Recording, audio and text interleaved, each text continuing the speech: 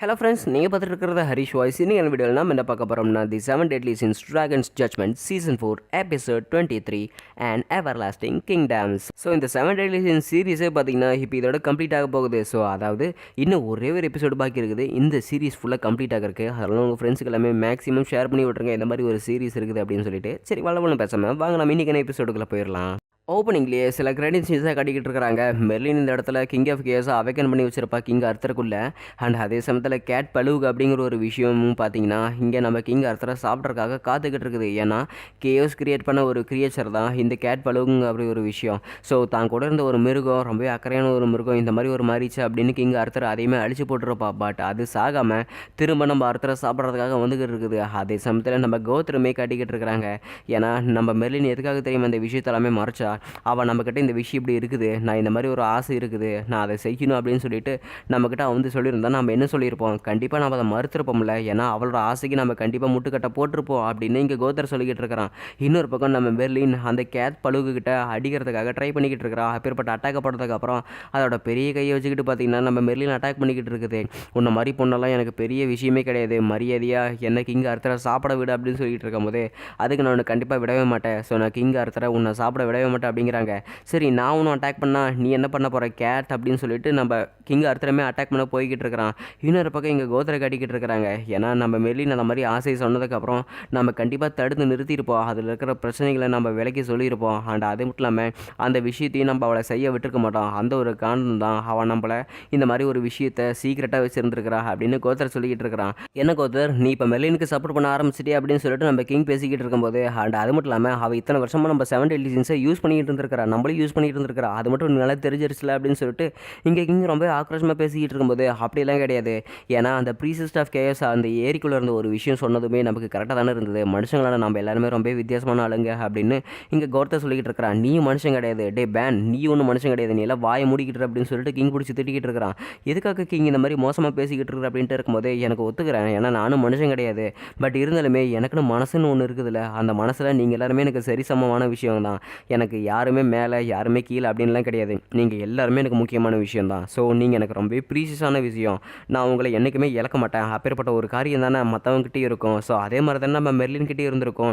அவளுக்கு ஆசைப்படுற ஒரு விஷயம் அங்கே இருந்திருக்குது, அதனால் அவள் ஆசைப்படுறதுனால நம்மளை அவள் யூஸ் பண்ணிக்கிட்டா. பட் இதில் எந்த ஒரு தப்புமே இல்லையா அப்படின்னு சொல்லிட்டு இங்கே கோத்தர் சொல்லிக்கிட்டு இருக்கிறான். அதுவும் கரெக்டு தானே, அவன் சொல்கிறதுல எந்த ஒரு தப்புமே கிடையாது அப்படிங்கிறாங்க.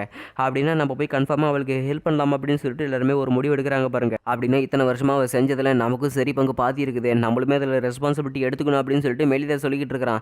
அண்ட் இவங்களுக்கு ஏதோ ஒரு மேஜிக் பவர் பார்த்தீங்கன்னா காட்டு பகுதியிலேருந்து சென்ஸ் ஆகிட்டு இருக்குது. அது என்ன பவர்னு உங்களுக்கு நல்லா சென்ஸ் ஆகுதா அப்படின்னு சொல்லிட்டு எலிசபெத் நம்ம மெலிஸ் கிட்ட கேட்டுட்டு இருக்கும்போது அப்படியே கிங் அர்த்தரை காட்டிக்கிட்டு இருக்கிறாங்க. அர்த்தர் அந்த இடத்துல என்னோட எக்ஸ்காலிபர் சோட எடுத்துக்கிட்டு அடிக்கிற பாருங்க. ஐயோ என்னை மறுபடியும் கொண்டுட்டி அப்படின்னு சொல்லிட்டு அந்த கேத் பேசிக்கிட்டு இருக்கும்போது திரும்ப ரீஜென்ரேட் ஆகுது. என்னை ஈஸியாக கொன்ற முடியும்னு நினச்சியா, என்னை அவ்வளோ சீக்கிரமெல்லாம் கொல்ல முடியாது அப்படின்னு சொல்லிட்டு இங்கே கேத் பழுக்கு பேசிக்கிட்டு இருக்குது. அப்படின்னா சரி, உன்னை நான் இப்போ அழிச்சிட்டு இந்த இடத்துல ஒரு நிம்மதியான ராஜ்யத்தை நான் உருவாக்க போகிறேன் பாரு, இந்த இடத்துல எவர் லாஸ்டிங் கிங்டம் நான் உருவாக்க போகிறேன், எவனாலேயும் அழிக்க முடியாத ஒரு ராஜ்யத்தை நான் உருவாக்க போகிறேன் அப்படிங்கிறாங்க. என்னது அழிக்க முடியாத ராஜ்யத்தியா?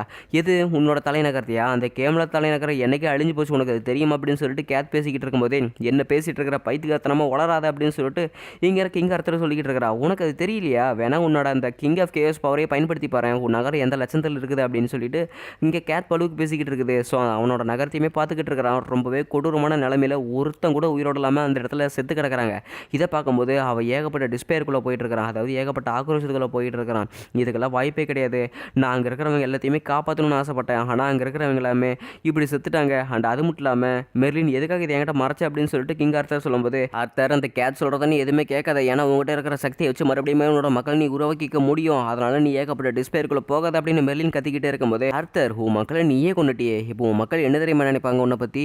அங்கே பாரு, மக்களை காப்பாற்ற முடியாத ராஜா இவனுக்கெல்லாம் எதுக்கு ராஜி அப்படின்னு சொல்லிட்டு உனக்கு கேவலமாக யோசிப்பாங்கல்ல, அவ்வளோதான், உன் மக்கள் எல்லாருமே செத்துட்டாங்க, அதனால் நீயுமே இப்போ சாகிறத முக்கியமான ஒரு விஷயம் அப்படின்னு சொல்லிட்டு அந்த கேத் பார்த்தீங்கன்னா நம்ம அர்த்தரை ஒரே அடிக்குது பாருங்க. ரொம்பவே அடி வாங்கி அர்த்தர் அந்த இடத்துல அப்படியே மயக்கம் போட்டு விழுந்துட்டான். கிங் அர்த்தர் உன்னை நான் அதை சாகடிக்க விட மாட்டேன் அப்படின்னு சொல்லிட்டு மெர்லினுமே அட்டாக் பண்ணிக்கிட்டு இருக்கும்போது நம்ம பெர்லினுமே பார்த்தீங்கன்னா அந்த பூனை வந்து அடிச்சு போட்டுருச்சு. அண்ட் அதே சமயத்தில் ஏகப்பட்ட அட்டாக்கை இங்கே மெர்லின் மேலே போடும்போது திரும்ப நம்ம மெலிதஸ் வந்து ஃபுல் கவுண்டர் அப்படின்னு சொல்கிறோம் பாருங்க. அப்பேற்பட்ட சக்தி போய் அந்த பூனையை போய் அடிச்சு அந்த பூனை பார்த்தீங்கன்னா திரும்ப அப்படியே சாம்பலாயிருச்சு. நீ எதுக்கு வந்து மெலிதஸ் அப்படிங்கிற அப்படிங்கும்போது மெலிதாஸ் மட்டும் வரல, நானும் தான் வந்திருக்கிறேன் அப்படிங்கிறாங்க. நீங்கள் 2 பேரும் எதுக்கு இங்கே வந்தீங்க அப்படின்ட்டு இருக்கும்போது, நாங்கள் 2 பேர் மட்டும் வரல, 7 டெட்லி சின்ஸ் எல்லாருமே இங்கே வந்திருக்கிறோம் அப்படின்னு சொல்லிட்டு டியன் சொல்லிக்கிட்டு இருக்கிறா.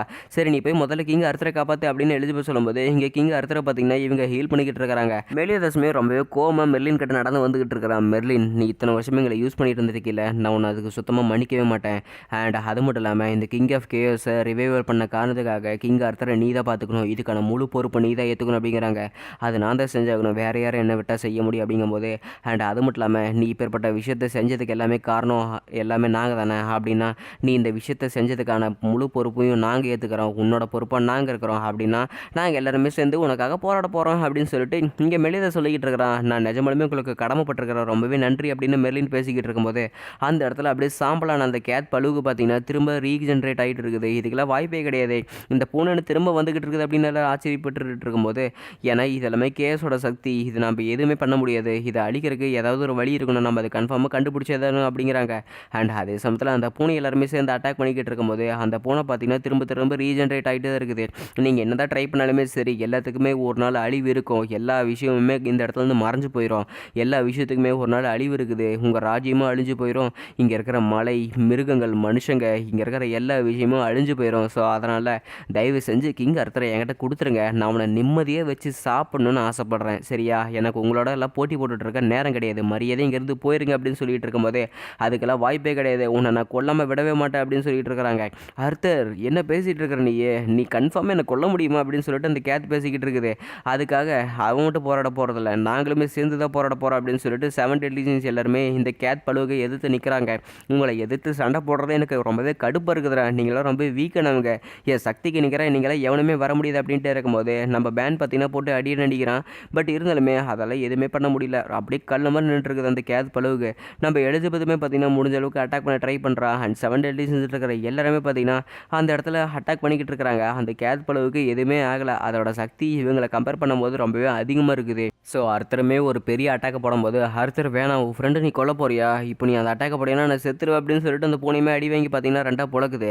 அப்படிலாம் நான் சொல்லணும்னு பார்த்தியா, எனக்கு சாவே கிடையாது அப்படின்னு சொல்லிட்டு திரும்ப அட்டாக் பண்ணி வந்துகிட்டு இருக்குது. பட் அதே சமயத்தில் நம்ம மெர்லின் பார்த்தீங்கன்னா காஃபின் டைம் ஸ்பெல் போட்டுக்கிட்டு அந்த மிருகத்தோட டைமை பார்த்தீங்கன்னா அப்படியே ஸ்டாப் பண்ணிட்டா. மெர்லின், இப்போ அந்த ஸ்பெல்லை போட்டில அது இப்போ எவ்வளோ நேரம் நீடிக்கும் அப்படின்ட்டு இருக்கும்போது தெரியல, ஏன்னா இப்போ அந்த கேஎஸ் பவர் அன்லாக் ஆனதுனால என்னோட சக்தியுமே அன்ஸ்டேபிளாக இருக்குது, மேபி அது இன்னும் 10 வருஷம் 100 வருஷம் அப்படியே அதுக்குள்ளேயே தான் கிடக்கும், நம்ம அது வர வரைக்கும் பார்த்துக்கலாம் அப்படின்னு சொல்லிட்டு மேலிடுமே சொல்லிட்டா. அப்படின்னா நம்ம எல்லாருமே திரும்ப நம்ம வீட்டுக்கு போகலாம் வாங்க அப்படின்னு சொல்லிட்டு இங்கே எல்லாருமே பார்த்தீங்கன்னா அவங்க நகரத்துக்கு திரும்ப வந்துட்டாங்க. ஸோ லியோனஸ் கிங்டமில் நம்ம எலிசபெத் அப்புறம் மெலிதாஸ் 2 பேருக்குமே பார்த்தீங்கன்னா கல்யாணம் ஆகுது. அங்கே இருக்கிறவங்க எல்லாருமே அப்படியே கோலாகலமாக அது அப்படியே திருவிழா மாதிரி செலிப்ரேட் பண்ணிக்கிட்டு இருக்கிறாங்க. பால்ட்ராவுக்கு பார்க்கும்போது ரொம்ப சந்தோஷமாக இருக்குது, வெரோனிகா மார்கரெட்டா எல்லாருமே பார்த்தீங்கன்னா ரொம்பவே உற்சாகமாக இருக்குது. எனக்கு தெரிஞ்சு நம்ம வெட்டிங் செரிமோனி எல்லாருமே வந்து அட்டன் பண்ணணும்னு ஆசைப்பட்டு இருந்தேன், ஆனால் அவங்க யாருமே வரவேலை அப்படின்னு எலிசபெத் சொல்லும்போது, ஆமாம் ஏன்னா பேனு இலைனுக்கு குழந்தை பிறக்க போகுது. அண்ட் அது மட்டும் இல்லாமல் ஹாக் எல்லாருமே ரொம்ப முக்கியமான வேலையாக போயிருக்கிறா. கோத்தரு அங்கே இருக்கிற எல்லாருமே ரொம்ப முக்கியமான வேலையாக இருக்கிறாங்கல்ல, அதனால தான் அவங்க எல்லாருமே வர முடியாது அப்படின்னு சொல்லிட்டு இங்கே மேலே சொல்லிக்கிட்டு இருக்கிறாங்க. ஸோ இப்படியே பார்த்தீங்கன்னா ஒரு 3000 வருஷம் போயிடுச்சு. ஸோ இவங்களுக்கு தான் ஒரு வாழ்க்கை இருக்குதுல்ல, இவங்க ஒரு டீமனு காடஸு, இவங்களுக்கு ரொம்ப நாள் வாழ்க்கை இருக்குதுல்ல. ஸோ எலிசபெத்துக்கு அவ்வளோக்கு வாழ்க்கை இல்லை. ஸோ அவளுமே பார்த்தீங்கன்னா ரொம்பவே வயசாயிருச்சு.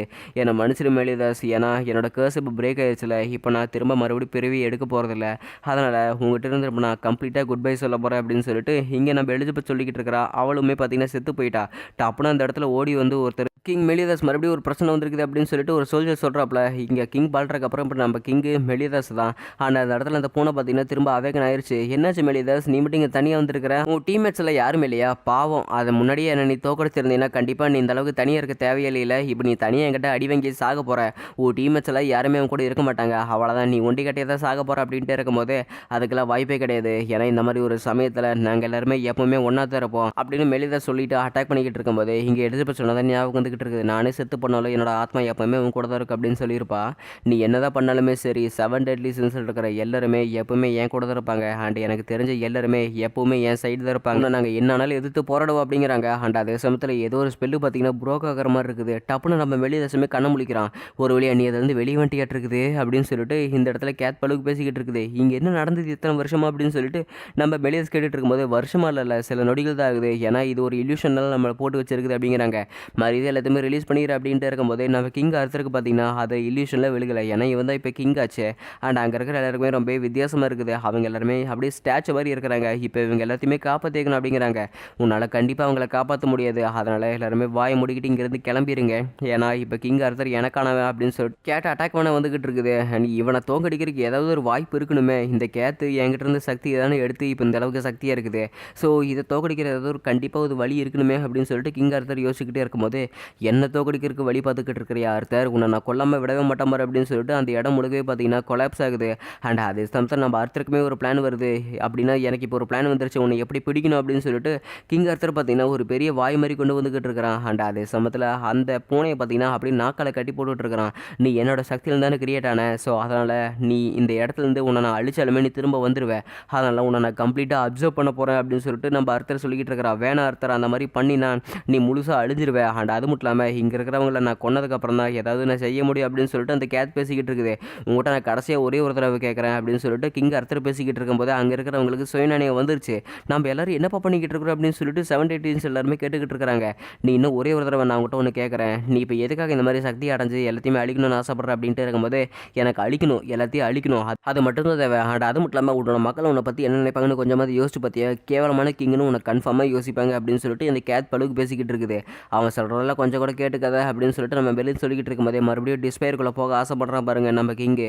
ஏய் என்ன பேசிகிட்டு இருக்கிற, அவன் நிஜமாலுமே ஒரு உண்மையான கிங் தெரியுமா, கிங் ஆர்த்தர். நான் கிட்ட ஒன்றே ஒன்று சொல்கிறேன், நீ மற்றவங்கள பற்றி என்ன நினைக்கிறோங்கிறது தான் முக்கியம். மற்றவங்க உன்னை பற்றி என்ன நினைக்கிறாங்க அப்படிங்கிறத உனக்கு முக்கியமே கிடையாது. நீ உன் மக்களை காப்பாற்றணும்னு ஆசைப்பட்டியா, அதை மட்டும் மோட்டிவேஷனாக வச்சு செய்ய அப்படின்னு சொல்லிட்டு மெலிதை சொல்கிறான் பாருங்க. ஆமாம், மெலிதை சொல்கிறது சரிதான். மக்கள் என்னை பற்றி என்ன நினச்சாலுமே எனக்கு பரவாயில்ல, எனக்கு அவங்க சந்தோஷமாக இருக்கணும், ஒரு நிம்மதியான வாழ்க்கையை அவங்க வாழணும். அதுக்காக தான் நான் இந்த இடத்துல ஒரு ராஜாவாக இருக்கிறேன், கிங் ஆஃப் கேஸ். அதனால் உன்னை மாதிரி ஒரு டிமானிக் ஃபோர்ஸை நான் இந்த இடத்துல ஆள விடவே மாட்டேன். ஸோ நான் கூட கடைசியாக ஒரே ஒரு தடவை கேட்குறேன், நீ கடைசியாக இந்த சக்தியை வச்சுக்கிட்டு என்ன பண்ணுவேன் அப்படின்னு சொல்லிட்டு நம்ம கிங் ஆர்த்தர் கேட்டுக்கிட்டு இருக்கும்போது இந்த இடத்துல இருக்கிற எல்லாத்தையுமே நான் அழிக்கணும், இந்த உலகத்தில் இருக்கிற எல்லாத்தையுமே நான் அழிக்கணும், டெஸ்ட்ராய் பண்ணணும் அப்படின்னு சொல்லிட்டு அந்த கேத் பழுக்கு பேசிக்கிட்டே இருக்குது. மதர் ஆஃப் கேவ்ஸ் கிரியேட் பண்ண ஒரு கிரியேச்சரில், அதனால் இதுக்கு அழிக்கணும் அப்படிங்கிற ஒரே குறிக்கோள் தான் இருக்குது. அப்படின்னா உன்னை அழிக்கிறதுல எனக்கு எந்த ஒரு கவலையுமே கிடையாது. ஸோ இப்போ நான் உன்னை அழிக்க போகிறேன் அப்படின்னு சொல்லிட்டு கிங் ஆர்த்தருமே பார்த்தீங்கன்னா அவனோட சக்தியை வச்சுக்கிட்டு அந்த கேத்தையுமே பார்த்தீங்கன்னா ஒரு நாக்கு மாதிரி அப்படியே அவனோட வாய்க்குள்ளே இழுக்கிற பாருங்க. ஸோ அவனோட பவர் பார்த்தீங்கன்னா அப்படியே அந்த கேத்தை அப்சர்வ் பண்ணி அப்படியே நசுக்கி போட்டுருச்சு. ஸோ இப்போ இவங்களுமே பார்த்தீங்கன்னா எல்லாருமே ரியாலிட்டிக்கு வந்துட்டாங்க. என்னது நம்ம திரும்ப இந்த இடத்துக்கு வந்துட்டோமா. அண்ட் அது மட்டும் இல்லாமல் அந்த கேத் பழுகு அப்படிங்கிற ஒரு விஷயம் எங்கே போச்சு அப்படின்ட்டு இருக்கும்போது அது இப்போ என் வயிற்றுக்குள்ளேயே இருக்குது, பட் என்னால் அதை ஃபீல் பண்ண முடியல அப்படின்னு கிங் ஆர்த்தர் சொல்லிக்கிட்டு இருக்கிறான். அப்பேற்பட்ட சக்தி நீ இங்கே உள்ளே உறிஞ்சிட்டியா, அது எங்கே போச்சு அப்படின்னு கேட்கும்போது இல்லை எனக்குமே தெரியல அந்த சக்தி எங்கே போச்சு அப்படின்னு, என்னாலையுமே அந்த சக்தி உணர முடியல அப்படின்னு சொல்லிட்டு இருக்கும்போது அந்த சக்தி உனக்குள்ளே தான் இருக்குது, உன்னோட அந்த ஸ்வாடை பார்த்தாலே தெரியுது பாரு, அந்த சக்தி உனக்குள்ளே இருக்குது நல்லாவே தெரியுது அப்படிங்கிறாங்க. அடேங்கப்பா, புதுசாக ராஜ்யத்தை உருவாக்குற ஒரு அரசனுக்கு இந்த மாதிரி ஒரு சக்தி தேவைதான் அப்படின்னு சொல்லிட்டு மெலிதாஸ் சொல்லிக்கிட்டு இருக்கிறான். சும்மா மெலிதாஸ் நீ எதை கதை அடிச்சு விட்டேன்னு சொல்லிட்டு நானுமே இந்த கேத்தை ஒரு மோட்டிவேஷனில் அடிச்சு போட்டுட்டேன் அப்படின்னு சொல்லிட்டு அவ கிண்டலாக பேசிக்கிட்டு இருக்கிறான். அது ஒன்றும் விளையாட்டு கிடையாது நண்பா, கண்டிப்பாக அது ஒரு வாக்கு. ஸோ உண்மையான ஆம்பளைங்க கொடுத்த வாக்கை காப்பாற்றி ஆகணும். நீ ஒரு வாக்கு கொடுத்துருக்கில்ல, மற்றவங்க நிம்மதியாக வாழ்கிறதுக்காக ஒரு ராஜ்யத்தை உருவாக்குற அப்படின்னு, அதனால் அதை கிரியேட் பண்ணு, அந்த ராஜ்யத்தை ஃபஸ்ட்டு கிரியேட் பண்ணு. நீ ஃபஸ்ட்டு எப்படி கிரியேட் பண்ணுவேன்னு தெரியும், ஆனால் அதுக்கு ஏதாவது ஒரு இடையூறு யாராவது வருவாங்க, பட் நீ எதுக்குமே கவலைப்படாத. 7 டெட்லி சின்ஸ் ஆனால் நாங்கள் எப்பவுமே உன் கூட இருப்போம், அதை மட்டும் நல்லா புரிஞ்சுக்க. நீ உன்னோட ராஜ்யத்தை கிரியேட் பண்ணு அப்படின்னு சொல்லிட்டு நம்ம வெளியே சொல்லிக்கிட்டு இருக்கிறான். நிஜமாலுமே 7 டெட்லி சின்ஸ் உங்களுக்கு நான் நிறைய கடமைப்பட்டிருக்கிறேன். அண்ட் அது மட்டும் இல்லாமல் நீங்கள் இல்லைன்னா இது எதையுமே சாதிச்சிருக்க முடியாது அப்படின்னு சொல்லிட்டு கிங் ஆர்த்தர் சொல்லிக்கிட்டு இருக்கிறான். ஸோ இவங்க எல்லாருமே நின்று பேசிக்கிட்டு இருக்கிறாங்க. அதோட எபிசோட் முடிக்கப்பட்டதே.